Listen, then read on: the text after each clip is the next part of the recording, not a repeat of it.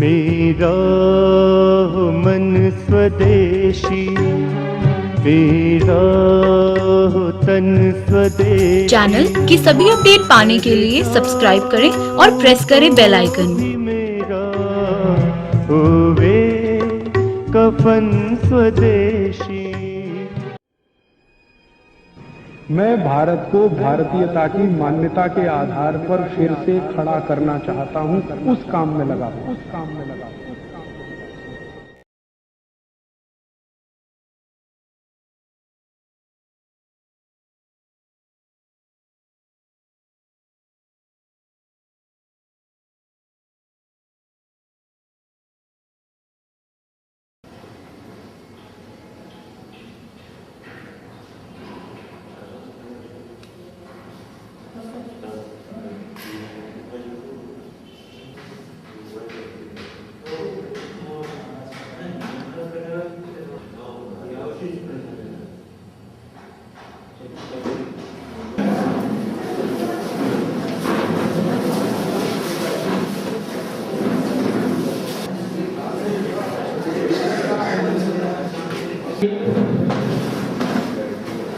आगे में जगह काफी है, पीछे जो पहले आपका हार्दिक स्वागत करता हूँ।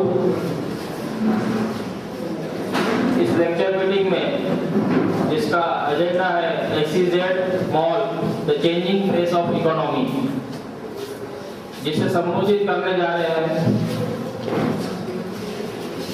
रिनाउंड और एमिनेंट स्पीकर, जो कि स्वदेशी जागरण मंच से लेके आजादी बचाओ आंदोलन तक अपने एक अनोखे अंदाज में बोलते आए हैं। राजीव जी दीक्षित यहाँ पे उपस्थित हो चुके हैं। मैं सभी से निवेदन करता हूँ कि जोरदार तालियों से उनका स्वागत करें।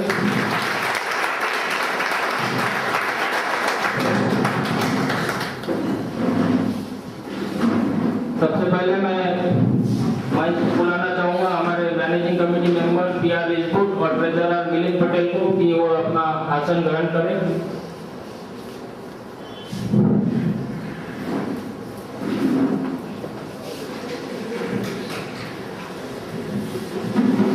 आज ऐसे प्रखर वक्ता हमें आप प्राप्त हुए हैं, उन्हें मैं मंच पे बुलाता हूँ और हमारे अध्यक्ष महोदय से निवेदन करता हूँ कि उनके सम्मान मंच पे लेके आए।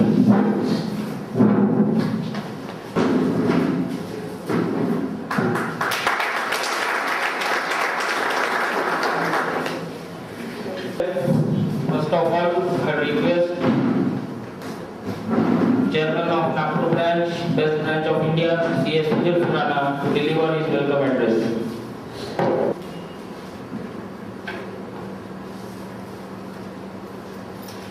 Good evening, friends. Treasurer Milan, Managing Committee Member Rizbod Singh, Immediate Past Chairman Anil Madikar ji, Past Chairman Rajesh Roya ji, Seniors in the professions, and my dear colleagues. Good evening to all of you. I welcome you all in this lecture meet on SEZ and shopping malls, the changing face of economy. Friends, we all are witnessing the rapid changes in the economy and changing technology at a jet speed. Book by the father was to benefit his son, but nowadays every day we receive a call from a mobile company about the new offers, new product, new company.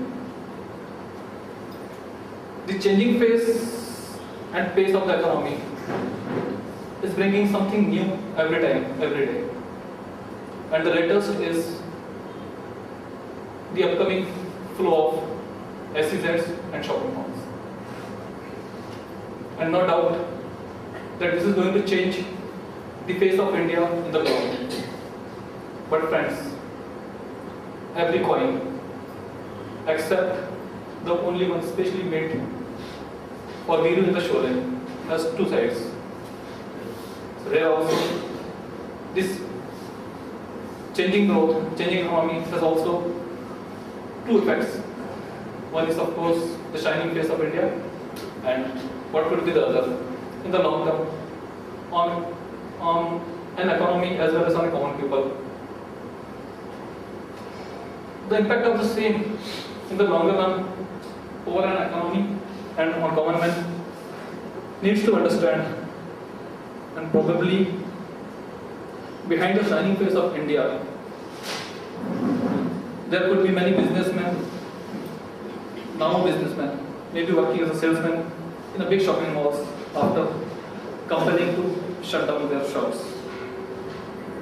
So friends, to understand the impact of growth, modernization and corporatization, we are here in this lecture meet to discuss the impact of SEZs and shopping malls in coming years.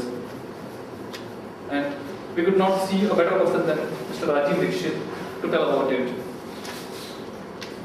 The moment we came to know that he will be in town on 23rd January, we immediately approached to him to have an interaction with our members, so-called intellectuals, and to have interaction to understand what could be the impact, both sides. And that's why we all are here. So, friends, Rajiv ji, like India, Indians and Swadeshi, were very keen and agreed at the first instance to have interaction meet with him. Thank you, sir, and I welcome you all. Apart from this lecture meet, I would like to inform you about the forthcoming programs of the branch for the benefits of the members sitting here. On 25th, we are having one teleconferencing program on BPO and IPOs. BPO and KPO. Then on 26th January, we are having a sports festival throughout a day at YMCA Hall.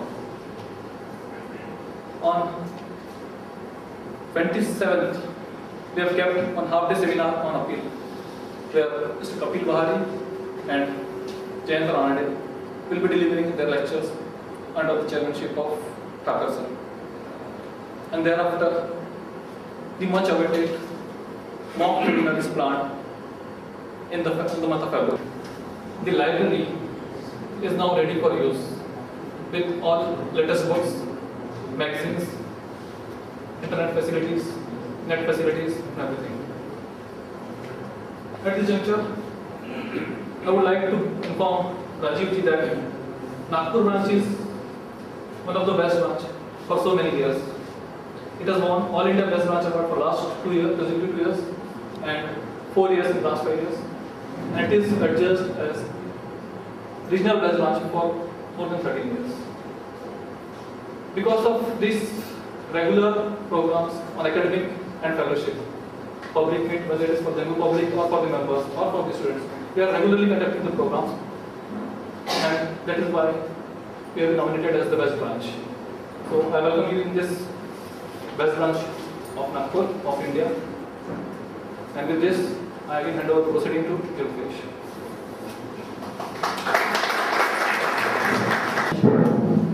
वैसे तो राजीव जी के बारे में सभी कोई जानता है, काफ़ी अखबार में भी आते रहता है और काफ़ी लोगों ने सुना भी होगा उन्हें। फिर भी उनका अल्प परिचय करने के लिए, सदन को अल्प परिचय कराने के लिए मैं उनके साथ जो एकदम निकटता से जुड़े हुए हैं हमारे चार्टर्ड अकाउंटेंट बंधु अतुल देशमुख, इन्हें निमंत्रित करता हूँ कि वे राजीव जी का अल्प परिचय यहाँ सदन समक्ष रखें। एक चीज इसमें और जोड़ना चाहूँगा कि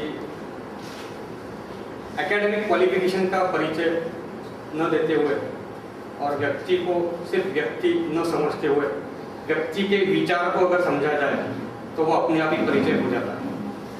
और ये जो विचार है ये आपके सामने अभी 5 मिनट में आने वाला है।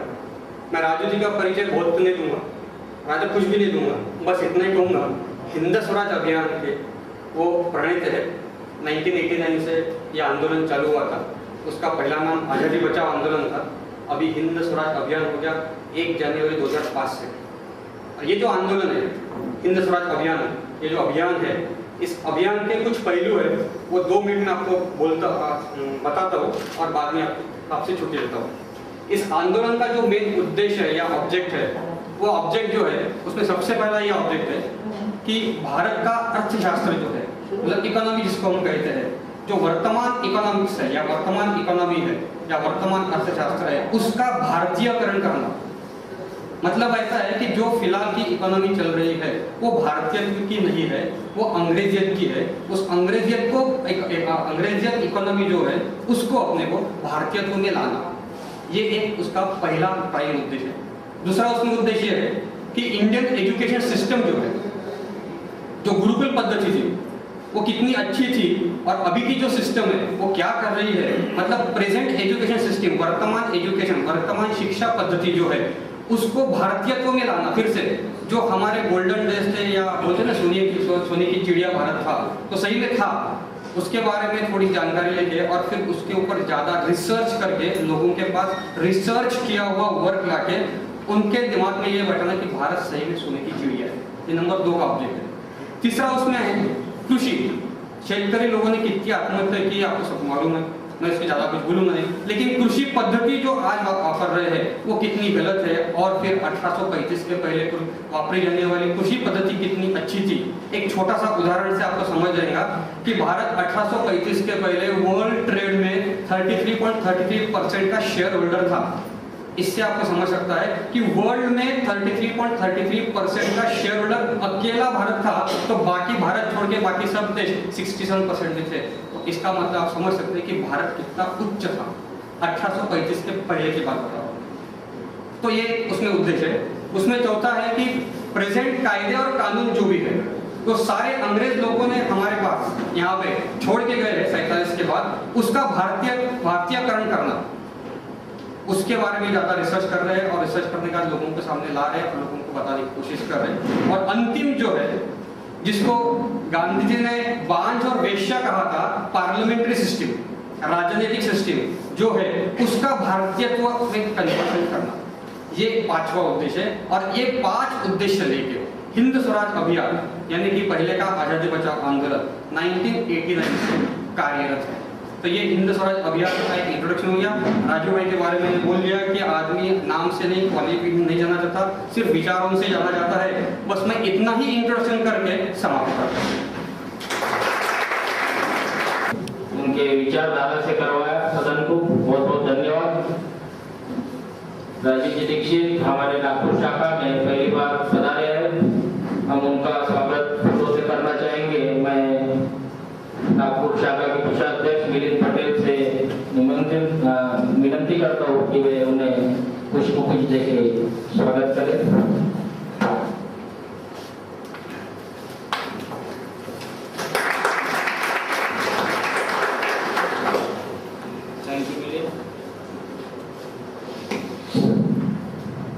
अब मैं ज़्यादा समय में लेते हुए राजीव जी दीक्षित से विनंती करता हूँ कि आज इस टॉपिक पे अपने विचार रखें।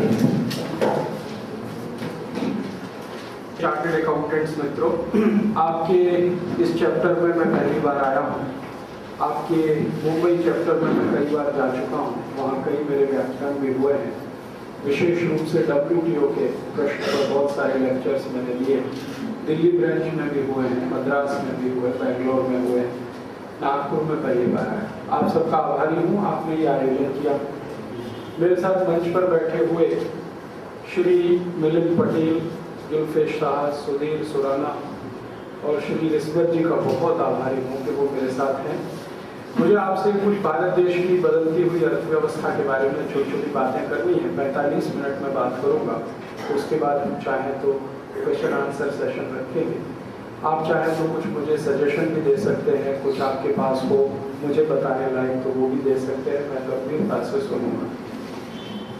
अभी आप सब जान रहे हैं, पिछले कुछ दिनों से हमारे देश की सरकार ये तैयारी कर रही है कि भारत में 300 के आसपास 300 स्पेशल इकोनॉमिक जोन्स खोले जाएं और हजारों की संख्या में शॉपिंग मॉल्स बने गाँव में।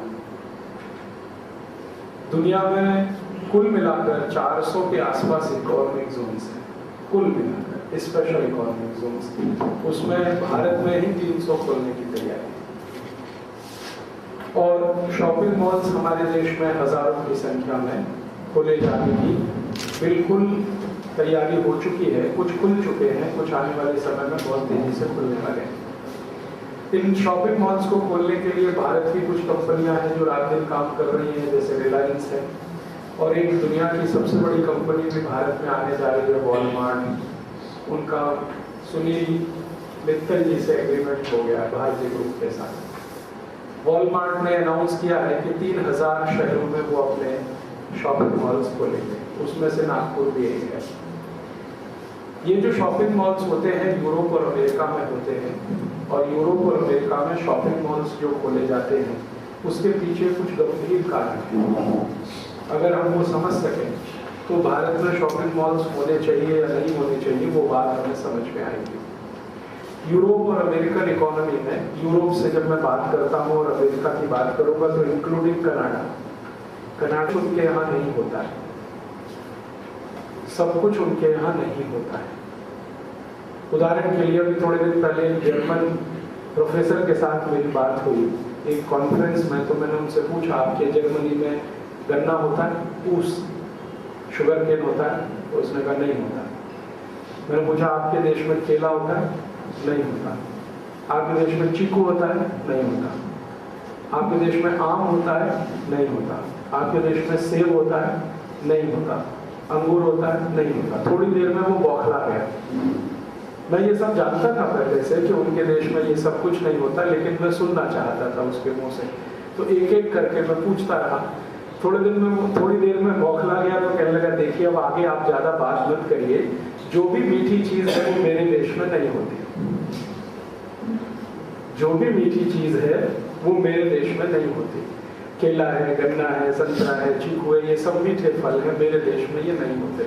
फिर मैंने दूसरा एक प्रश्न उसके ऊपर छोड़ा, उसमें वो और ज्यादा बौखला गया। मैंने कहा अच्छा चलो मान लिया मीठी चीज आपके यहाँ नहीं होती, तो आपके देश में पालक होता है? पालक मीठा नहीं है, मेथी होती है। शुरू कर दिया तो फिर बौखला गया। फिर उसने कहा आप ज्यादा आगे मत पूछिए, हरे पत्ते की कोई चीज मेरे देश में नहीं होती। तो ये दो वाक्य जब उसने बोल दिए तो फिर मैंने कहा आपके देश में होता क्या है? तो उन्होंने कहा सिर्फ दो चीजें होती हैं, आलू होता है पोटैटो, और प्याज होती है ओनियन। ये जो उत्तर है ये यूरोप के सभी देशों में आपको सुनने को मिलेगा। तो जर्मनी हो, डेनमार्क हो, नॉर्वे हो, स्वीडन हो, फिनलैंड हो, कोई भी देश में चले जाइए, ईस्ट यूरोप का हो या वेस्ट यूरोप का, अब तो ईस्ट वेस्ट का झगड़ा भी खत्म हो गया है, यूरोप कुल मिलाकर एक हो गया है। तो ईस्ट और वेस्ट किसी भी यूरोप के हिस्से में आप चले जाइए, आपको यही उत्तर मिलेगा कि हरे पत्ते की कोई चीज नहीं होती, मीठी कोई चीज नहीं होती। अगर हम उनके फसल के रूप में देखना चाहें तो सिर्फ उनके पास 2 या 3 चीजें हैं। एक तो आलू हो जाता है सब जगह, दूसरी प्याज हो जाती है, और कुछ देशों में थोड़ा गेहूं हो जाता है, चौथी कोई चीज नहीं। अमेरिका थोड़ा यूरोप से बेहतर है इस मामले में कि अमेरिका में कुछ 8-10 चीजें हो जाती है। कुछ मीठी चीजें अमेरिका में हो जाती है, जैसे लीची हो जाती है, सेब हो जाता है, तो अमेरिका के कुछ इलाके में थोड़ा बहुत केला भी हो जाता है। बाकी कुछ चीजों में गेहूं हो जाता है और कुछ जगह कपास हो जाती है, ऐसी कुछ चीजें अमेरिका। तो अमेरिका यूरोप से थोड़ा बेहतर है। लेकिन महत्व की बात है 14,000 से ज्यादा वस्तुएं इस देश में होती है।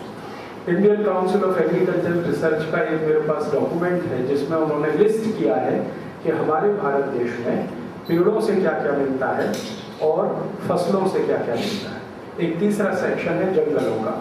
तो कुल 14,785 वस्तु, 14,785 प्रोडक्ट्स, गेहूं, चावल, चना, दाल, मटर, केला, अंगूर, आम। ये सबसे महत्व की बात है समझने वाली, भारत के सभी राज्यों में होती है। आप बिल्कुल धुर उत्तर में चले जाइए, पंजाब, हरियाणा, जम्मू कश्मीर, हिमाचल, वहां से लेकर बिल्कुल दक्षिण में चले जाइए केरल तक, पश्चिम में गुजरात से लेकर चले जाइए, ईस्ट में आसाम और उसके आगे तक, सभी राज्यों में लगभग सभी चीजें होती हैं जो जीवन को चलाने के लिए आवश्यक है। यूरोप और अमेरिकन इकोनॉमी की सबसे बड़ी प्रॉब्लम है कि वहां जीवन को चलाने के लिए कुछ भी नहीं होता, कुछ भी नहीं होता। अगर परसेंटेज में हम बात करें तो 10-11 वस्तुओं का 14,785 वस्तुओं से परसेंटेज निकालें तो 0.00 कुछ परसेंट आ जाएगा। तो उनके यहाँ कुछ भी नहीं होता, तो वो बेचारे क्या करते हैं, दूसरों से लाते, अफ्रीका से कुछ लाएंगे, लैटिन अमेरिका से कुछ लाएंगे, साउथ ईस्ट एशिया से कुछ लेके जाएंगे, भारत जैसे देशों से कुछ लेके आएंगे। तो अनेक अनेक देशों से चीजें इकट्ठी करके उनको अपने जीवन को चलाने में मदद होती है।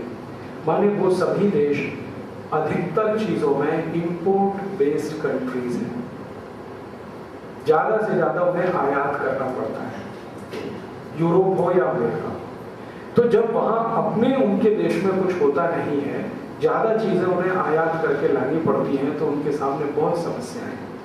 उनमें से एक समस्या ये है कि जब उन्हें जरूरत हो तब सब चीजें नहीं मिल पाएंगी। हो सकता है 2 महीने देर से मिले, 3 महीने देर से मिले, 5 महीने देर से मिले। आज उन्हें जरूरत है कि सब्जी खानी है, लेकिन आज नहीं मिले क्योंकि आएगी तो दूसरे देश से। हमारे देश में महात्मा गांधी जैसा जीनियस कोई व्यक्ति पिछले 500 साल में नहीं हुआ जो ये बोल कर गए कि जीवन में जितनी आवश्यक वस्तु है वो उतनी ही नजदीक से मिलनी चाहिए। ये गांधी जी का बहुत बहुत विद्वतापूर्ण स्टेटमेंट है और इस पर मैं विश्लेषण करूं तो घंटों लगते हैं। वो कहते थे कि जीवन में जो वस्तु जितनी आवश्यक है वो उतनी ही नजदीक से मिलनी चाहिए। जैसे हमको अपनी जिंदगी को चलाने में सबसे ज्यादा आवश्यक है ऑक्सीजन, तो वो बिल्कुल नजदीक में रहनी चाहिए। नहीं मिले, अगर मान लो कुछ ऐसी कल्पना आप करो कि ऑक्सीजन मिले नहीं और उसका सिलेंडर लाना पड़े, तो कितने हिंदुस्तानी हैं या कितने भारतवासी हैं जो सिलेंडर लाकर जी सके। ऑक्सीजन हमें यहाँ चाहिए जहाँ नाक है, उपलब्ध है तो हम जिंदा है।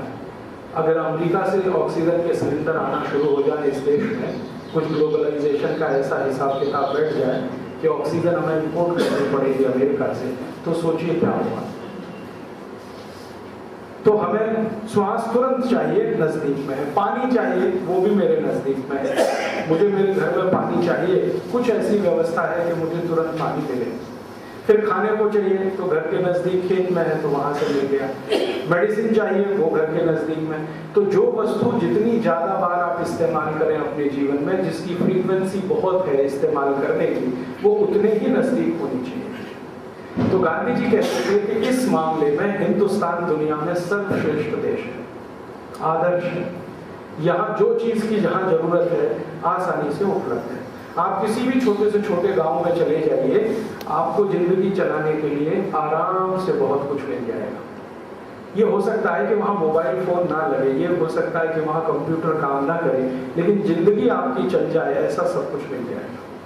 गेहूं मिल जाएगा, चावल मिल जाएगा, चना मिल जाएगा, सब्जियां मिल जाएंगी, दालें मिल जाएंगी, गाय का दूध भी मिल जाएगा, पानी भी अच्छे से मिल जाएगा, सोने के लिए कपास का गद्दा भी मिल जाएगा क्योंकि कपास उनके यहाँ होती है।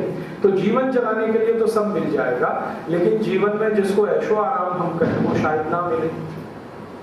यूरोप और अमेरिका में इसका ठीक उल्टा है कि वहां जीवन को आवश्यक जो चीजें हैं वो कहीं भी नहीं मिलती।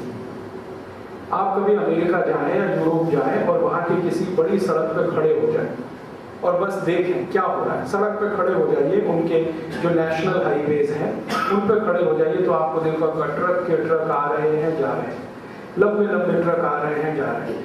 और संयोग से 100 ट्रकों को खुलवा के देख लीजिए आप कि इनमें अंदर क्या जा रहा है, तो उसमें 90 ट्रक्स ऐसे होंगे, या तो उसमें गेहूं जा रहा होगा, या गेहूं का आटा जा रहा होगा, या डबल रोटी और पाव रोटी जा रही होगी।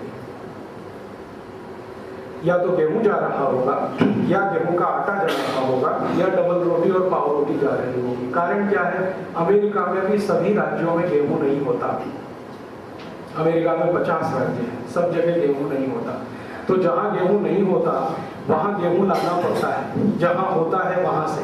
तो ट्रक में भर भर के वो गेहूं लाते हैं, फिर वो गेहूं बड़े बड़े फैक्ट्रियों में पहुंचाया जाता है जहां उसका आटा बनता है। फिर उस आटे को ट्रक में भर भर के वहां पहुंचाना पड़ता है जहां पाव रोटी डबल रोटी बनती है। फिर पाव रोटी डबल रोटी को भर भर के वहां पहुंचाना पड़ता है जहां शॉपिंग मॉल्स होते हैं, और उन शॉपिंग मॉल्स में आके लोग उसको खरीद कर ले जाते हैं। ये उनकी इकोनॉमी में ट्रांसपोर्टेशन सबसे बड़ा हेडेक है। गेहूं कहीं से लाया, आटा कहीं बनने गया, आटा बन के पाव रोटी कहीं बनी, पाव रोटी बनकर कहीं बिकने के लिए गई। अब उस शॉपिंग मॉल्स में पाव रोटी खरीदने के लिए हर एक को जाना पड़ेगा अपनी अपनी कारें लेकर, क्योंकि वहां किसी के भी घर के 50 मील दूर तक शॉपिंग मॉल्स मिलेगा, या 40 मील दूर मिलेगा, या 25 मील दूर मिलेगा, या 30 मील दूर मिलेगा।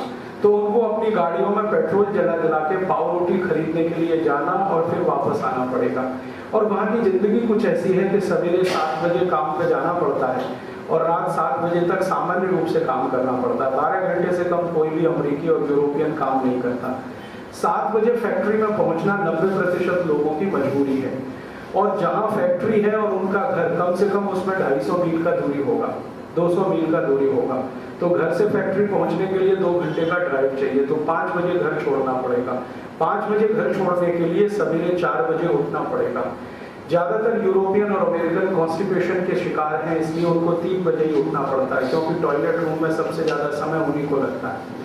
एवरेज अमेरिकन को टॉयलेट रूम में 1 घंटे लगता है, और उसको पूछो क्या करते हो टॉयलेट रूम में, तो कहता है न्यूज़पेपर पढ़ता रहता हूँ, क्योंकि स्टूल पास नहीं होता, क्योंकि बहुत कॉन्स्टिपेशन होता है। तो 3 बजे बेचारे उठेंगे तो रात को हर हालत में उनको 9 बजे सो जाना पड़ेगा, 8 बजे सो जाना पड़ेगा। 7 बजे फैक्ट्री बंद होगी तो वहां से घर आने में फिर 2 घंटे लगेगा। 9 बजे घर आके किसी तरह रूखा सूखा मुंह में डाल के और सीधे सो जाना पड़ेगा, सुबह फिर 3 बजे। ये जिंदगी उनकी हर सप्ताह में 5 दिन चलती है। इनमें से कोई भी एक दिन, सोमवार, मंगल, बुध, बृहस्पति, शुक्र, 5 दिन में से कभी वो बीमार भी पड़ जाए तो डॉक्टर के पास जाने की फुर्सत नहीं है। अगर गलती से चले गए तो अगले दिन उनको नौकरी गई। और आप सभी जानते हैं कि यूरोप और अमेरिका में जो काम करने का तरीका है उसमें खड़े होकर ही काम करना पड़ता है। आप कुर्सी पर जैसे बैठ के काम करते हैं ना राजा की तरह से, ये वहां किसी की कल्पना नहीं। कंपनी का मैनेजिंग डायरेक्टर भी जो है ना खड़े रह के ही काम करता है। अमेरिका, यूरोप के बड़े बड़े हॉस्पिटल्स में आप चले जाएं, डॉक्टर्स भी खड़े रहते ही काम करेंगे। जैसे हमारे यहाँ डॉक्टर्स के चैम्बर होते हैं जिसमें बड़ी आराम से गद्देदार कुर्सी होती है, अमेरिका के किसी हॉस्पिटल में ये कल्पना नहीं। एक छोटा सा स्टूल होता है जिस पर वो थोड़ी देर टिक सके, आराम से बैठ सके, ऐसा तो कुछ भी नहीं है उनके। तो स्टैंडिंग पोजीशन में काम करना है। काम करते समय आप अपने पड़ोसी से बात नहीं कर सकते। गलती से भी बात कर लिया तो सुपरवाइजर आपको अगले दिन कह देगा भैया मत आओ, तुम्हारी जरूरत नहीं, दोनों की छुट्टी हो जाएगी। काम करते समय आपको सिर में बहुत दर्द हो रहा है और आपको मालूम है कि आपके पड़ोस में जो काम कर रहा है उसके पास मेडिसिन है, जो पेन किलर है, आप उससे अगर मांग भी ली तो आपकी नौकरी गई। सुपरवाइजर वहां जो है ना एक कमरे में बैठा रहता है, कंप्यूटर पे देखता रहता है कि कौन किससे बात कर रहा है। अगर आपने आपस में बात कर लिया तो तकलीफ हो गई। और जो कुछ हिंदुस्तानी आत्मीयता आपने देखा ही तो बहुत उल्टा पड़ने वाला है। हम हिंदुस्तानी जो है ना किसी भी अपरिचित को मुस्कुरा देते हैं और उससे अरे भाई क्या हालचाल है, मालूम नहीं वो क्या है, हम क्या है, पूछ तो लेते हैं भाई तुम्हारा हालचाल क्या है। गलती से भी आपने किसी फैक्ट्री में किसी का हालचाल काम करते समय पूछ लिया तो लेने के देने पड़ गए। और जहां लंच का ब्रेक होता है तो लोग पागलों की तरह से फैक्ट्री से निकलते हैं और अपने अपने जेब में से निकाला हुआ बड़ा पाव जल्दी जल्दी ऐसे मुंह में घोंसते हैं, क्योंकि 5-7 मिनट में सब करना है। फिर उनको सिगरेट भी पीनी है, उसके बाद में फिर पानी भी पीना है, क्योंकि 20 मिनट से ज्यादा लंच ब्रेक नहीं है कहीं भी। किसी तरह खा पी के अंदर घुस जाते हैं। ये उनकी जिंदगी का वो अहम हिस्सा है जो हम हिंदुस्तानियों को कोई बताता नहीं है, जो यूरोप और अमेरिका जाता है। वो बखान ये करते हैं वहां तो सब स्वर्ग है, स्वर्ग से बड़ा तो कुछ भी नहीं है, अमेरिका से बड़ा कोई स्वर्ग नहीं है। स्वर्ग कैसा है अमेरिका में कि अगर आपको धोबी चाहिए तो घर में नहीं आएगा, 20 मील दूर कार में लेके जाइए, कपड़े लेके आइए, प्रेस कराने हो या धुलवाने हो। हिंदुस्तान जैसा सुख कहीं नहीं है कि घर के दरवाजे पर चिल्ला चिल्ला के धोबी खड़ा, प्रेस करा लो जी, प्रेस करा लो। आप बोलोगे नहीं कराना तो भी अंदर घुस आएगा, चला 1 गिलास पानी तो पिला दो, भले प्रेस मत कराओ। थोड़ी देर के बाद कोई दूसरा आ जाएगा, पालक ले लो जी, मेथी ले लो जी, प्याज ले लो जी। अमेरिका में कोई नहीं आता, यूरोप में कोई नहीं आता। आपको पालक और मेथी खरीदनी है तो सप्ताह भर इंतजार करिए, जब आपको ऑफ डे मिलेगा सैटरडे और संडे तो 50 मिनट ड्राइव करके जाइए और उसके बाद आप सब्जी खरीद के लाइए। सब्जी के साथ 1 हफ्ते का दूध एक साथ खरीद लाइए, क्योंकि दूध रोज वहां नहीं मिलता। हम जैसे ताजा दूध यहाँ पी लेते हैं ना, और दूध वाला घर आके घंटी बजा बजा के सवेरे 5 बजे ठंड में दूध दे जाता है, ऐसी कल्पना अमेरिका में कोई राजा भी नहीं कर सकता। अमेरिका के राष्ट्रपति को भी ये सुख उपलब्ध नहीं। तो यहाँ, और अब तो मैं हिंदुस्तान में देखता हूँ, छोटे छोटे गाँव में जाता हूँ, बाल बनाने वाला नाई घर में आके बना के जाता है। अमेरिका में बाल बनवाने जाना हो तो अपॉइंटमेंट फिक्स करिए पहले उसके साथ, वो 7 दिन बाद का अपॉइंटमेंट देगा, उस टाइम पे आप जाइए बाल बनवाने, तो बाल बनेंगे, आगे पीछे गए तो भगा देगा। वहां की जिंदगी की कुछ सीमाएं हैं। मैं ये नहीं कहता कि वो खराब है और हम अच्छे हैं, हम जानना चाहते हैं कि उनकी सीमाएं क्या, उनकी ये सीमाएं हैं। जिंदगी बहुत कठोर है वहां पर। सवेरे 3 बजे से शुरू होकर शाम को 9 बजे खत्म हो जाए और 5 दिन बैल की तरह से खटना पड़े आपको अपनी जिंदगी में, कहीं भी फ्री स्पेस ना हो। मैंने वहाँ की महिलाओं को देखा, इतनी बुरी हालत में होती है। अगर कोई महिला है वो काम करती है, सामान्य रूप से सब महिलाओं को काम करना पड़ता है, क्योंकि बिना काम के जिंदा रह नहीं सकते यार, क्योंकि जीवन वहाँ इतना सस्ता नहीं है जितना भारत में है।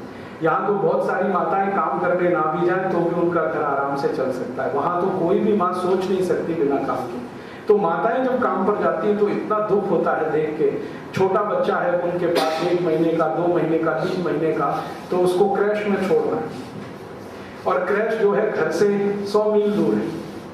तो क्रैश में पहले बच्चे को छोड़ के आइए, फिर 100 मील ड्राइव करके फैक्ट्री में जाइए, और जब कोई माँ अकेली अपने बच्चे को छोड़ने के लिए जाती है तो बच्चे को सीट से बांधना पड़ता है। सीट होती है ना सामने की, उस पर बांधना पड़ता है। अभी अमेरिका की सरकार ने कानून बदल दिया कि सामने की सीट में बच्चा नहीं बांध सकते, तो पीछे बांधना पड़ता है। और वो बेचारा चिल्लाता रहता है, रोता रहता है, क्योंकि 3 बजे उठा दिया उसकी माँ ने मार पीट के, क्योंकि माँ जाएगी फैक्ट्री में तो बच्चा घर में अकेला कैसा रहेगा। नौकर कोई अफोर्ड कर नहीं सकता, क्योंकि जितनी उनकी पगार है वो नौकर कोई देने में चली जाएगी। तो बच्चे को मार पीट के किसी तरह उठाते हैं 3 बजे सवेरे सवेरे, वो चिल्लाता रहता है, उसको क्रैश में छोड़ के आते हैं, फिर ड्राइव करके माँ जाती है फैक्ट्री में, फिर शाम को 7 बजे आती है, फिर बच्चे को क्रैश से लेती है, फिर 9 बजे घर पहुंचती है। उतने में तो उसकी जिंदगी निचुड़ चुकी होती है। यूरोप में ऐसे हजारों नहीं लाखों पति पत्नी हैं जो पति पत्नी होने का सुख नहीं भोग पाते महीनों महीनों तक। इतने गरीब लोग, इतने बेचारे, हो सकता है उनके पास लाखों डॉलर हो, लेकिन डॉलर से सुख नहीं मिलता। सुविधाएं मिल सकती हैं, तो उनकी जिंदगी कुछ खास सीमाओं में बंधी हुई है। और उन सभी देशों का एक ही जैसा है कि सब जगह सब कुछ होता नहीं है। तो जहां जो कुछ होता है वहां से इकट्ठा करो, और एक ही जगह कहीं सेंट्रलाइज सिस्टम हो तो वहां से डिस्ट्रीब्यूशन हो। तो ये जो शॉपिंग मॉल्स हैं ये इस मजबूरी की उपज है। अमेरिकन इकोनॉमी में, यूरोपियन इकोनॉमी में, चूंकि हर चीज हर जगह होती नहीं है, जीवन चलाने के लिए चाहिए तो सब कुछ, लेकिन होता तो कुछ भी नहीं है। तो उनको हर जगह जहां से भी कुछ मिले वो इकट्ठा करो, सेंट्रलाइज उसको रखो, ताकि लोग आकर उसे खरीद कर ले जा सकें और अपनी जिंदगी चला सकें। इसलिए उन्होंने शॉपिंग मॉल्स बनाए। और उनके शॉपिंग मॉल्स आप जानते हैं कि भारत की दुकानों जैसे नहीं है। हमारे यहाँ की दुकान और उनके शॉपिंग मॉल्स में जमीन आसमान का अंतर है। उनके यहाँ के शॉपिंग मॉल में मोटर कार से लेकर सुई और धागे तक एक ही जगह मिलेगा, क्योंकि ना मिले तो उनकी जिंदगी नहीं चलेगी। एक ही जगह मिलना उनके लिए आवश्यक है, नहीं मिलेगी तो जिंदगी नहीं चलेगी। तो उनके सारे शॉपिंग मॉल्स होंगे सेंट्रलाइज्ड, और सेंट्रलाइज शॉपिंग मॉल्स रखने हैं तो उनके लिए सेंट्रलाइजेशन बहुत आवश्यक है। तो उनके लिए बड़ी कंपनियां जरूरी हैं, और बड़ी कंपनियों के लिए बड़ा पूंजी निवेश जरूरी है। तो उनके यहाँ एक शॉपिंग मॉल खोलना हो तो 2-5 लाख डॉलर से कम का किस हिसाब किताब नहीं हो सकता। 50 लाख डॉलर का हिसाब किताब है, हो सकता है 1 करोड़ डॉलर में वो खोले। तो इसलिए वहां की बड़ी बड़ी कंपनियां हैं जो शॉपिंग मॉल चलाती है। छोटी कंपनी तो अमेरिका और यूरोप में एग्जिस्ट नहीं कर सकती। तो मान लीजिए एक कंपनी है वॉलमार्ट, उनके अमेरिका में हजारों शॉपिंग मॉल्स हैं, क्योंकि बहुत सेंट्रलाइज कंपनी है। वॉलमार्ट का 1 साल का टोटल सेल भारत सरकार के बजट से 2 गुना ज्यादा है। भारत सरकार का 1 साल का बजट 5.5 लाख करोड़ का है, वॉलमार्ट का 1 साल का सेल 11 लाख करोड़ रुपए का है। वॉलमार्ट के टक्कर की एक दूसरी कंपनी है यूरोप की जिसका नाम है केयरफोर, CARREFOUR, केयरफोर। इनकी बहुत बड़ी सीरीज है पूरे यूरोप में। वॉलमार्ट की बहुत बड़ी सीरीज है पूरे यूरोप, अमेरिका और कनाडा में। तो उनके बहुत सारे सब कुछ काम सेंट्रलाइजेशन पर आधारित है। ये बात जो है समझने की है। सेंट्रलाइजेशन में कोई काम सस्ते में नहीं हो सकता, उसमें बहुत हैवी इन्वेस्टमेंट चाहिए। तो बहुत बड़े इन्वेस्टमेंट पर बहुत बड़े शॉपिंग मॉल्स और बहुत सेंट्रलाइज तरीके से वो चलाते हैं, क्योंकि उनकी मजबूरी है। और वो मजबूरी है कि भगवान ने, प्रकृति ने उनको हर जगह कुछ भी नहीं दिया। कुछ जगह कुछ होता है, कुछ जगह कुछ होता है। हर जगह की चीजें एक जगह इकट्ठी करके ही वो डिस्ट्रीब्यूट कर सकते हैं। ये है उनकी मजबूरी। अब भारत की बात करें, भारत में शॉपिंग मॉल्स क्यों चाहिए? इस देश की सबसे बड़ी विशेषता है कि यहाँ सब कुछ सब जगह होता है। मैंने आपको कहा भारत में 35 राज्य हैं, हर राज्य में गेहूं होता है, चावल होता है, चना होता है, मटर होती है, दाल होती है। हर राज्य में केला होता है, हर राज्य में गन्ना होता है, संतरा होता है, हर राज्य में मूंगफली होती है। आपको जीवन में जो भी चीजें आवश्यक हैं, जो आप घर पर मसाले इस्तेमाल करते हैं, लगभग 108 मसाले हमारे जीवन में रोज काम आते हैं। हल्दी है, धनिया है, मेथी है, जीरा है, आदि आदि। इनमें से 50% हर जगह होते हैं। हल्दी तो आप लगभग हर समय हिंदुस्तान में कहीं भी हो जाती है। तो जब सब कुछ सब जगह होता है तो हमको सेंट्रलाइजेशन की जरूरत क्या है? हम भारत में 7,32,000 गांव की बात करते हैं। 7,32,000 में किसी भी छोटे से छोटे गांव में चले जाइए, जीवन जिंदा रखने के लिए आपको जो कुछ चाहिए वो उस गांव में मिल जाएगा। तो भारत में चूंकि हर गांव में सब कुछ होता है, इसलिए यहाँ डिसेंट्रलाइजेशन है।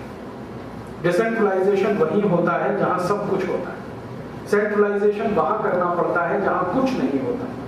तो यूरोप और अमेरिका में कुछ नहीं होता तो वो सेंट्रलाइज सिस्टम में काम करते हैं। हमारे यहाँ सब कुछ सब जगह होता है तो हम डिसेंट्रलाइज इकोनॉमी को चलाते हैं। अब ये जो डिसेंट्रलाइज इकोनॉमी भारत में चल रही है पिछले सैकड़ों साल से, हजारों साल से, समय समय पर इसको तोड़ने की कोशिश की गई। सबसे ज्यादा कोशिश की इसको तोड़ने की अंग्रेजों ने। अंग्रेजों ने डिसेंट्रलाइज इंडियन इकोनॉमी को सेंट्रलाइज करने की पूरी कोशिश की, लेकिन 250 साल के बाद भी वो कामयाब नहीं हुए। 250 साल उन्होंने कोशिश की, फिर भी कामयाब नहीं हुए। अंग्रेजों से पहले थोड़ी यही कोशिश की पुर्तगालियों ने, लेकिन वो भी कामयाब नहीं। थोड़ी देर यही कोशिश की फ्रांसीसियों ने, वो भी कामयाब नहीं हुए। और ये अंग्रेज, फ्रांसीसी और पुर्तगालियों से थोड़े दिन पहले ये कोशिश की इस्लाम को मानने वाले उन सब विदेशी शासकों ने जो भारत से बाहर के थे, भारत की भूमि पर लूट मार करने आए थे। वो चाहे अहमद शाह अब्दाली हो, चाहे तैमूर लंग हो, चाहे नादिर शाह हो, चाहे इल्तुतमिश हो, चाहे महमूद गजनवी हो, चाहे बाबर हो, ये सब जो विदेशी शासक आए, उन्होंने भी यही कोशिश की कि हिंदुस्तान का जो डिसेंट्रलाइज कैरेक्टर है इसको तोड़ मोड़ होकर एक सेंट्रलाइज बना देना। लेकिन वो 600 साल में भी कामयाब नहीं थे। उन्होंने ये कोशिश 10वीं शताब्दी से शुरू की थी, महमूद गजनवी के समय से, और 16वीं शताब्दी तक आते आते उनको भारत से हट ही जाना पड़ा। कामयाब वो नहीं हो पाए। 400 साल यूरोप वालों ने कोशिश की, वो भी कामयाब नहीं हो पाए। अब वही कोशिश इस देश में डॉक्टर मनमोहन सिंह कर रहे हैं। वही कोशिश मनमोहन सिंह कर रहे हैं। जिस कोशिश में यूरोपियन फेल हो गए, इस्लामिक रिपब्लिकन लोग फेल हो गए, उसको मनमोहन सिंह कर रहे हैं। मैं आपको ये स्टाम्प पेपर पे लिख के देता हूँ, मनमोहन सिंह भी कामयाब नहीं होंगे, इसमें सफल नहीं होने वाले। लेकिन वो नुकसान बहुत करते हैं इस देश में। सफल तो नहीं होगा, नुकसान बहुत हो जाएगा। सफल क्यों नहीं होगा? आप पूछेंगे जी सफल क्यों नहीं होगा? वो इसलिए नहीं होगा कि हिंदुस्तान की आबादी के 2 हिस्से हैं। 110 करोड़ की हमारी आबादी है। इसमें एक हिस्सा है जो इंडिया है और दूसरा है वो भारत। ये जो इंडिया है वो हमारा आपका है, हम सब, जिसको हम मिडिल क्लास कहें, अपर मिडिल क्लास कहें, हायर क्लास कहें, इस देश में ये सब इंडिया वाला वर्ग है। लेकिन ये बहुत बड़ा नहीं है, मुश्किल से 25-27 करोड़ के आसपास है। तो 25 से 27 करोड़ का एक वर्ग है जो इंडिया में रहता है। इनके बीच में आप शॉपिंग मॉल्स चलाएंगे तो थोड़े बहुत चल जाएंगे, शायद। वहां भी मुझे डाउट है कि वो चल पाएंगे, शायद चल जाएं। लेकिन बाकी का जो हिंदुस्तान है, 70 करोड़ का, 77 करोड़ का, 78 करोड़ का, वहां तो सफल होने का कोई चांस नहीं। क्यों? हर आदमी जो वहां रह रहा है वो अपने ऊपर स्वावलंबी है, उसके पास सब कुछ है जो उसकी जरूरत का है। उसको गेहूं चाहिए, गेहूं पैदा कर लेता है। आटा बनाना है तो घर में वो पत्थर की चक्की है, उसको घुमा के आटा बना लेता है। उसको कोई मशीन भी नहीं चाहिए आटा बनाने की, बिजली आए ना आए उसके ठेले में, वो तो अपनी चक्की चला के गेहूं का आटा बना लेता है, बाजरी का बनाना है तो भी चला लेता है, जवी का बनाना है तो चला लेता है, उसको चटनी बनानी है तो मैगी का इंतजार नहीं करता, वो अपना सिलबट्टा लिया, टमाटर पीस लिया, ताजा चटनी तैयार हो गई। उसको अगर कुछ खाना है तो तुरंत। हमारा आपका इलाका है, इसको थोड़े बहुत शॉपिंग मॉल्स चाहिए, क्योंकि हम और आप थोड़े परावलंबी जीव हैं। हमको जो कुछ चाहिए वो हम पैदा कर नहीं पाते। हमको रोज खाने को गेहूं चाहिए, हमारा गेहूं पैदा करने की ताकत हमें नहीं है। दाल चाहिए, नहीं है हमारी ताकत। सब्जियां चाहिए, नहीं है हमारी ताकत। कॉफी पीते हैं लेकिन कॉफी पैदा नहीं कर सकते। चाय पीते हैं लेकिन चाय पैदा करना हमको मालूम नहीं है। हमको वो टेक्नोलॉजी नहीं आती, हमारे पास वो नॉलेज बेस नहीं है कि जो कुछ हम खाते पीते हैं वो हम पैदा कर सकें। हम परजीवी लोग हैं, पैरासाइट हैं। खासकर पढ़े लिखे और इंटेलेक्चुअल क्लास के लोग तो सभी पैरासाइट हैं। वो निर्भर हैं ऐसे लोगों पर कि वो कुछ कृपा कर दें आपके ऊपर पैदा करके देने की, तो ठीक है, नहीं तो कल को वो ये कह दें कि हम बेचेंगे ही नहीं गेहूं हमारा, तो आप क्या कर लेंगे? वो ये कह दें कि हम तो चावल बेचेंगे नहीं, हम खाते हैं उतना ही पैदा करेंगे। हम दालें बेचेंगे ही नहीं, हम जितनी दालें चाहते हैं उतनी ही पैदा करेंगे। तो वो वर्ग आपको दे देता है तो आपकी जिंदगी चलती है। तो आप बड़े ठसक में रहते हैं कि जी आपके पास रुपया है। रुपया क्या होता है जी? डेड है। उसमें क्या दम है रुपए? रुपए से उसकी गनीमत है कि वो आपको कुछ दे दे रहा है, वरना वो रियल वैल्यू क्या है रुपए की? कुछ नहीं, वो तो मरी हुई चीज है, कागज का एक नोट है। रिजर्व बैंक ऑफ इंडिया के गवर्नर ने उस पर कुछ घोषणा कर रखी है कि मैं 100 रुपए देने का वचन देता हूं, अगर वो घोषणा कल वापस हो जाए तो वो तो कुछ दम नहीं रखता। गेहूं में दम है, चावल में दम है। गेहूं पैदा करने वाला जानता है कि मैं ये गेहूं से कुछ भी खरीद लूंगा। जिसके पास चावल है वो गेहूं ले लेगा और उसको चावल दे देगा, लेकिन आपके पास तो न गेहूं है न चावल है, खाली कागज का टुकड़ा है। कल को वो कहे कि मैं नहीं मानता, रिजर्व बैंक ऑफ गवर्नर की किसी बात को नहीं मानता, तो आप कुछ नहीं कर सकते उसमें। तब आप उसके सामने गिड़गिड़ाएंगे, रोएंगे, कहेंगे भैया कुछ तो दे दो, तो कहेगा मुझे कुछ दे दो बदले में। आपके पास कुछ नहीं है देने के लिए उसके पास। हम मानते हैं ना कि पहले एक इकोनॉमी थी जो बार्टर सिस्टम से चलती थी, वो बहुत आइडियलिस्टिक होता है। बार्टर में पता है क्या होता है? सबके पास सब कुछ होता है, सबके पास सब कुछ होता है, क्योंकि वो अपनी चीज से कुछ भी एक्सचेंज कर लेता है। लेकिन ये जो करेंसी वाली इकोनॉमी है, इसमें एक क्लास ऐसा होता है जिसके पास कुछ भी नहीं होता सिवाय कागज के टुकड़े के। और ये कागज का टुकड़ा तभी तक है जब तक रिजर्व बैंक के गवर्नर की गारंटी है। किसी दिन इस देश में कोलैप्स हो जाए पूरी इकोनॉमी और सरकार डूब जाए तो उसकी जिम्मेदारी लेने को कोई तैयार नहीं है, क्योंकि हमारे पड़ोसी देशों में हम ये सब रोज देख रहे हैं। हमारा पड़ोसी देश इंडोनेशिया, थोड़े दिन पहले इसका रिजर्व बैंक, इंडोनेशिया का भी रिजर्व बैंक है, उसका गवर्नर कहता था कि मैं ये गारंटी लेता हूं जैसे हमारे यहाँ। आज उनकी हर करेंसी का डिवेल्युएशन हो गया तो वो गारंटी वापस लेनी पड़ी उनको। जिम्बाब्वे नाम का एक देश है, आज से 20-25 साल पहले उनके यहाँ भी होता था कि 100 रुपए का उनका अपना करेंसी का नोट है तो उस पर गारंटी होती थी। आज जिम्बाब्वे की 1 लाख करेंसी $1 के बराबर हो गई। 1 लाख करेंसी $1 के बराबर है जिम्बाब्वे। तो उन्होंने सब गारंटी वापस ले लिया। हिंदुस्तान में कल ये नहीं हो जाए इसकी कोई गारंटी नहीं। ये यहाँ भी हो गया तो रिजर्व बैंक अपनी गारंटी वापस ले लेना, तब आप सब परेशान हो जाएंगे। आप करेंगे क्या? किसान तो बच जाएंगे क्योंकि उनके पास जो भी कुछ है वो एक्सचेंज कर लेंगे, अपनी जिंदगी चला लेंगे। आप तो कुछ नहीं कर सकते। तो अब हम इस हिंदुस्तान की इकोनॉमी को एक ऐसी जगह ले जाके खड़ा करना चाहते हैं जहां यूरोप और अमेरिका मजबूरी में खड़े हैं। उनकी मजबूरी को हमारी सरकार स्टेटस सिंबल मान रही है। हमारी सरकार मानती है कि वहां के शॉपिंग मॉल्स हैं वो हमारे लिए आइडियल है। तो इस देश की सरकार अब शॉपिंग मॉल्स खोलने में लगी हुई है।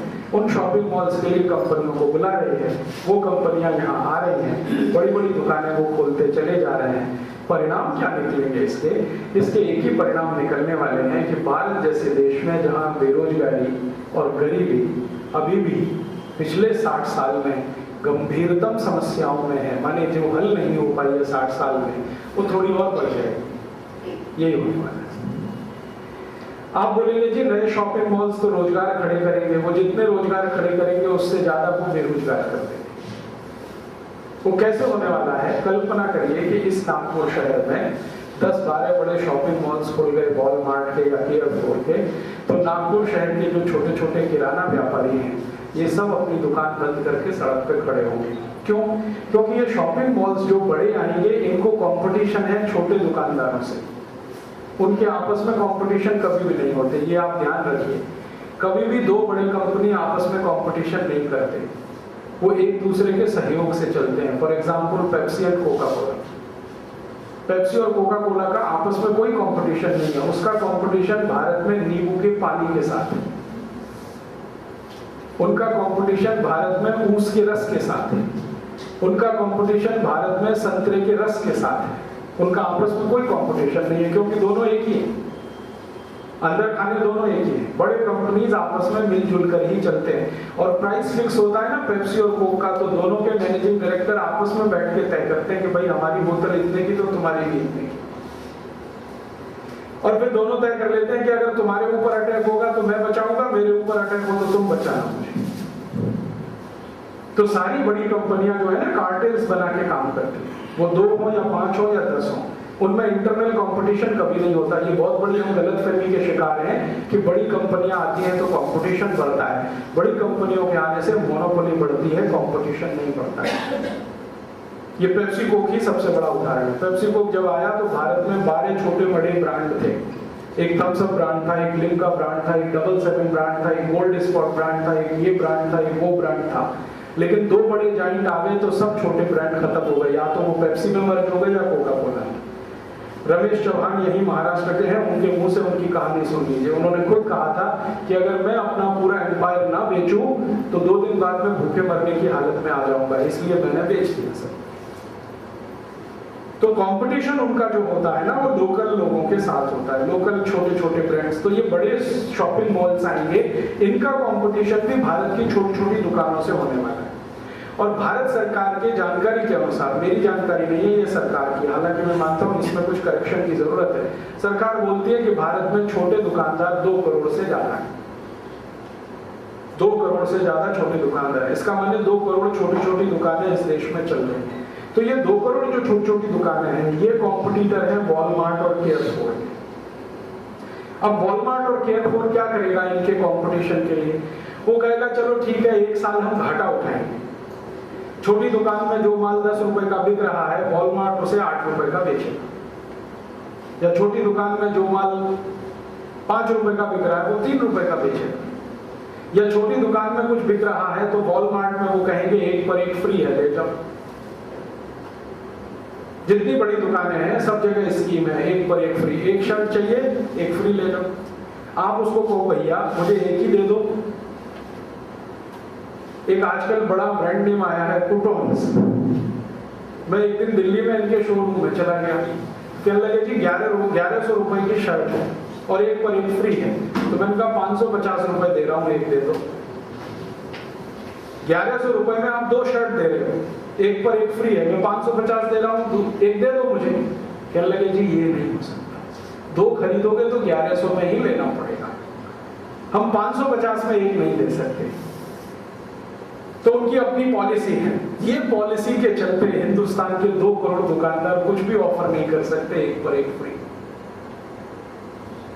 उनके पास स्पेस नहीं है, उनकी सीमा नहीं है, उनकी लिमिटेशन उनको परमिट नहीं करती कि वो कुछ ऑफर कर सके। तो होने वाला ये है कि जैसे बड़े शहर नागपुर में उनके 10-12 खुल गए बड़े शॉपिंग मॉल्स, तो छोटे छोटे दुकानदार नागपुर में खत्म। अब ये जो छोटे छोटे दुकानदार खत्म हो जाएंगे, सरकार के पास इनके लिए कोई दूसरा ऑप्शन नहीं है, कोई ऑप्शन नहीं। सरकार के पास कोई प्लानिंग भी नहीं है, कोई ऑप्शन नहीं। और ये पूरे देश के बारे में जरा कल्पना करिए कि 2 करोड़ दुकानदार अगर इस देश में खत्म होते हैं तो 10 करोड़ लोगों की जिंदगी खतरे में पड़ती, क्योंकि एक दुकानदार के पीछे 5 आदमी का जिंदगी है इस देश में एवरेज। तो 10 करोड़ लोगों की जीवन आप खतरे में डाल रहे हैं। ऐसी कोई इकोनॉमी में चेंज आए तो वो देश के हित में होगा, ये बहुत बड़ा प्रश्नवाचक चिन्ह। आप ये कह सकते हैं कि हमारे पास चॉइस बहुत होगी, ठीक है, चॉइस बहुत होगी। मान लीजिए एक बड़े शॉपिंग मॉल में आप चले गए तो आपको जो चीज खरीदनी है उसके हो सकता है 100 ब्रांड हो। आपको साबुन खरीदना है तो साबुन के 100 ब्रांड हो सकते हैं, 150 ब्रांड हो सकते हैं, 300 ब्रांड हो सकते हैं, लेकिन होगा तो साबुन ही ना। दूध तो नहीं मिलेगा साबुन की जगह, तो पता नहीं हम किस दुनिया में रहते हैं। हम ये सोचते हैं हमें चॉइस बहुत है, 150 ब्रांड में से एक हम खरीद के लाएंगे, साबुन ही होने वाला है, साबुन से आगे तो कुछ नहीं मिलेगा उस सेक्टर में। वॉशिंग पाउडर खरीदेंगे, हो सकता है 150 ब्रांड नेम हो, लेकिन वॉशिंग पाउडर ही होगा ना, अमृत तो नहीं होगा, गंगा जल तो नहीं होगा। अगर आपको कोई क्रीम खरीदनी है तो हो सकता है 1000 ब्रांड नेम हो उनके पास, तो क्रीम ही होगी ना, उसके अलावा तो कुछ नहीं होने वाला।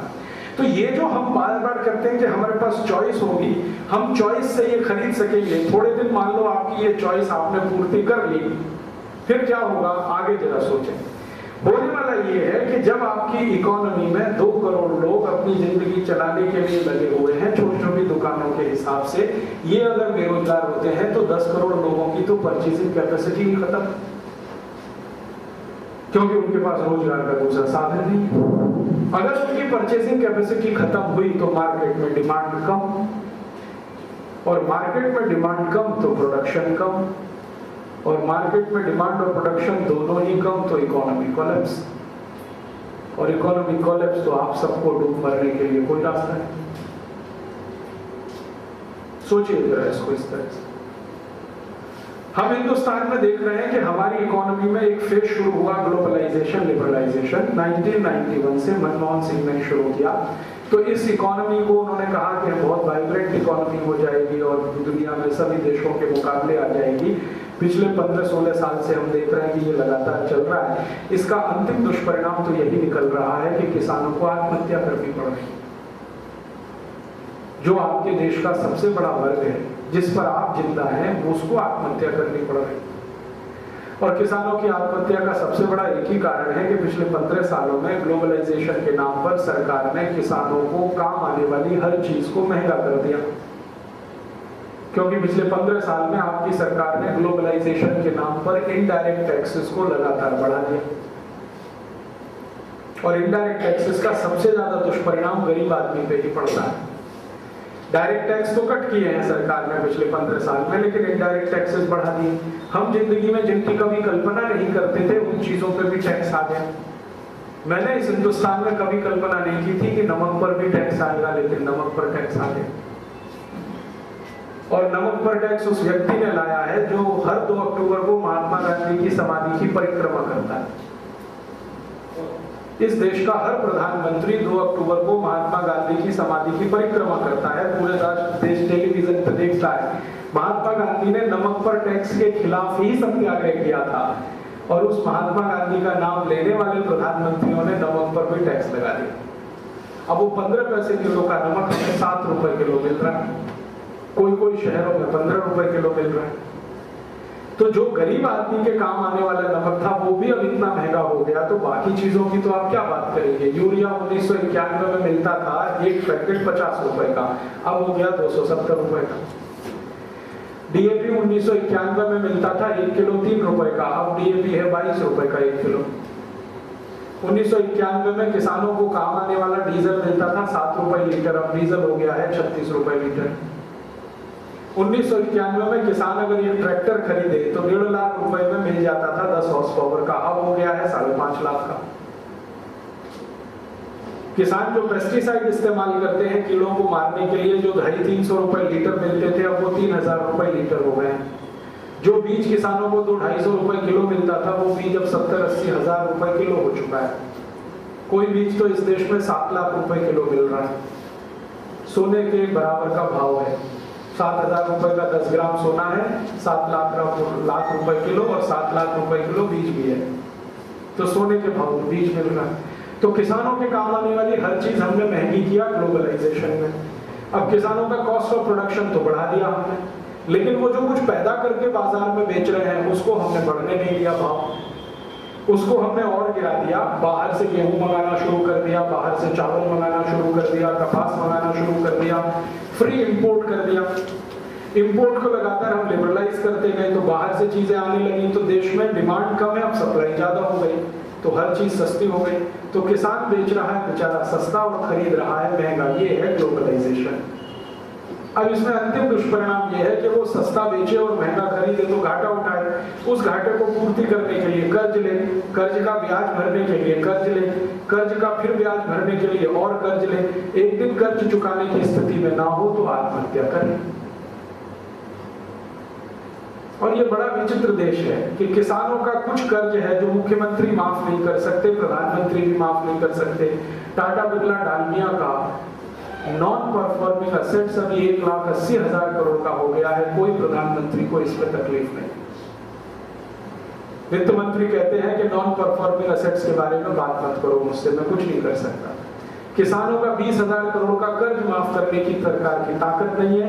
1,80,000 करोड़ रुपए बड़े उद्योगों ने दबाकर बिठा रखा है सरकार का, वो वापस नहीं दे रहे हैं। बैंकों से कर्जा ले रहे हैं और अपने को दिवालिया घोषित कर रहे हैं। कंपनियां पैसा लूट कर ले जा रही हैं, उसमें पैसे डूब रहे हैं, उनकी कोई पकड़ धकड़ नहीं। इकोनॉमिक ऑफेंसेस इस देश में इतने बढ़ गए हैं कि आज तक हमें नहीं लगता कि किसी को फांसी की सजा हो रही हो। जो आर्थिक अपराधी हैं वो खुलेआम घूम रहे हैं इस देश में। तो हम देखते जा रहे हैं कि आखिरकार ये ग्लोबलाइजेशन हुआ किसके लिए? ग्लोबलाइजेशन हुआ शेयर मार्केट के लिए, लेकिन शेयर मार्केट पूरी इकोनॉमी का 1% के आसपास भी नहीं। हमारा ग्लोबलाइजेशन किया, उससे शेयर मार्केट में तो उछाल आया है, और वो उछाल आया कि 14,000 पॉइंट पे हम पहुंच गए, लेकिन वो हिंदुस्तान के 110 करोड़ लोगों का पेट नहीं भर सकता शेयर बाजार। वो हो सकता है 10-20 लाख शेयर ब्रोकर्स की जिंदगी बदल सकता है, लेकिन 110 करोड़ लोगों के लिए उसके पास कुछ नहीं। फिर थोड़ा बहुत बूम आया है इस देश में तो सॉफ्टवेयर इंडस्ट्री में, जिसका किसानों से कोई लेना देना नहीं। कोई भी सॉफ्टवेयर इंडस्ट्री वाले के पास मैं जाता हूँ, इन्फोसिस के, एक बार मैंने उनको पूछा था, नारायण मूर्ति को, कि जी आप बोलते हैं कि हम सॉफ्टवेयर एक्सपोर्ट करते हैं, क्या एक्सपोर्ट करते हैं आप, क्या बनाते हैं, कौन सा प्रोडक्ट आपके पास है? तो धीमे से कहा कि हम बॉडी शॉपिंग करते हैं। बॉडी शॉपिंग को वो सॉफ्टवेयर एक्सपोर्ट कहते हैं। अंग्रेज जैसे हिंदुस्तानियों को पकड़ पकड़ के गुलाम बना के ले जाते थे ना, इंडेंचर्ड लेबर की तरह से, वो भी सॉफ्टवेयर एक्सपोर्ट जैसा ही था, वो बॉडी शॉपिंग ही थी। गांधी जी ने उसी के खिलाफ बगावत की थी। आज वो नए स्वरूप में हो रही है बॉडी शॉपिंग। यहाँ से लड़के लड़कियों को थोड़ा बहुत कंप्यूटर सिखा के मार पीट के ले जाते हैं, और अमेरिका में खराब से खराब स्थिति में उन्हें रहना पड़ता है। अगर आप देख लेंगे तो आप रो देंगे। मैंने देखा है हिंदुस्तान से गए हुए सॉफ्टवेयर इंजीनियर्स कितनी बुरी पैथेटिक कंडीशन में अमेरिका में रहते हैं। इतनी खराब स्थिति में अमेरिका के मजदूर भी नहीं रहते जो यहाँ के सॉफ्टवेयर इंजीनियर्स हैं। उनको एकदम ऐसे रहना पड़ता है जैसे कैदी रहते हैं। आपने रेल का 3 टायर का डिब्बा देखा है ना, ऐसी जिंदगी है उनकी। एक सॉफ्टवेयर इंजीनियर दूसरे के ऊपर सो रहा है, दूसरा तीसरे के ऊपर, तीसरा चौथे के ऊपर, चौथा पांचवें के ऊपर। हॉरिजॉन्टल स्पेस भी नहीं है अपना ब्रीफकेस रखने के लिए। जैसे मजदूरों को रखा जाता है, जैसे कैदियों को रखा जाता है। 91 में उसने कुछ हिस्से हमारे देश के ऐसे कर दिए जो हमको दिखाई देते हैं, क्योंकि हम उन हिस्सों के नजदीक रहते हैं। हमको शेयर मार्केट दिखाई देता है, हमको सॉफ्टवेयर दिखाई देता है, हमको आईटी पार्क दिखाई देते हैं, लेकिन हमें वो गरीब किसान नहीं दिखाई देते जिनकी आमदनी पिछले 15 सालों में 100 गुने से भी कम हो गई है। सरकार बोलती है कि हिंदुस्तान में 40 करोड़ लोग हैं जो एक दिन में 12 रुपए खर्च करने की हैसियत नहीं रखते। इस लेवल पे जीते हैं 40 करोड़ लोग।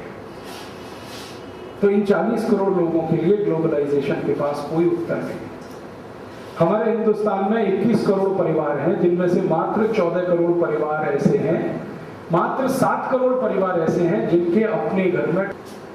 हमारे इसी हिंदुस्तान में पीने के पानी की समस्या आप हल कर सकते हैं ग्लोबलाइजेशन से? कहते हैं जी कोई उत्तर नहीं। ग्लोबलाइजेशन के पास पीने के पानी की समस्या का समाधान नहीं, खाने की रोटी का समाधान नहीं, हिंदुस्तान की माताओं बहनों के लिए टॉयलेट्स दे सके उसका कोई समाधान नहीं। हमारे देश के 14 करोड़ लोगों के पास ठीक से घर भी नहीं है, वो झुग्गी झोंपड़ियों में रहते हैं, उसका कोई समाधान नहीं। किसी अमेरिकन कंपनी के पास इसका समाधान नहीं। तो आखिर हम ये कर किसके लिए रहे हैं ग्लोबलाइजेशन? हमने इकोनॉमी का फेस चेंज किया 1991 में। किसानों को तो लाभ हुआ नहीं, मजदूरों को उसमें कोई लाभ हुआ नहीं।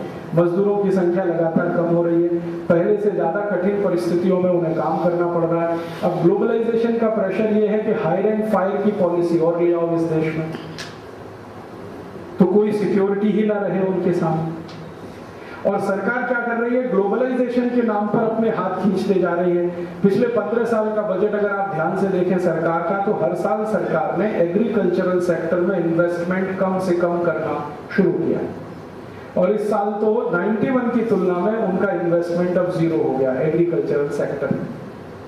91 में अगर सरकार 100 रुपए लगा रही थी एग्रीकल्चरल सेक्टर में, तो इस साल उन्होंने 1 पैसा भी नहीं लगाया। तो एग्रीकल्चरल सेक्टर के लिए पैसा नहीं उनके पास। एजुकेशन में सरकार ने बोल दिया है कि सेल्फ फाइनेंस स्कूल चलाओ, कॉलेजेस चलाओ, सरकार की तरफ से कोई फंड्स नहीं आएंगे। आपको मालूम है महाराष्ट्र में 1 लाख स्कूलों को पैसा मिलना बंद हो गया है। उन स्कूलों को कहा गया या तो आप बंद कर दो इन स्कूलों को, नहीं तो आप खुद चलाओ अपनी ताकत से। तो स्कूल वालों के पास कोई विकल्प नहीं है सिवाय इसके कि वो फीस महंगी करें, फीस बढ़ाएं। और फीस बढ़ाते हैं तो करोड़ों बच्चे स्कूल से बाहर आ जाते हैं, क्योंकि उनके माता पिता की ताकत नहीं है उतनी फीस ले सके। एक तरफ सरकार कहती है एजुकेशन फॉर ऑल, दूसरी तरफ एजुकेशन फॉर उन्हीं के लिए जो पैसे दे सके।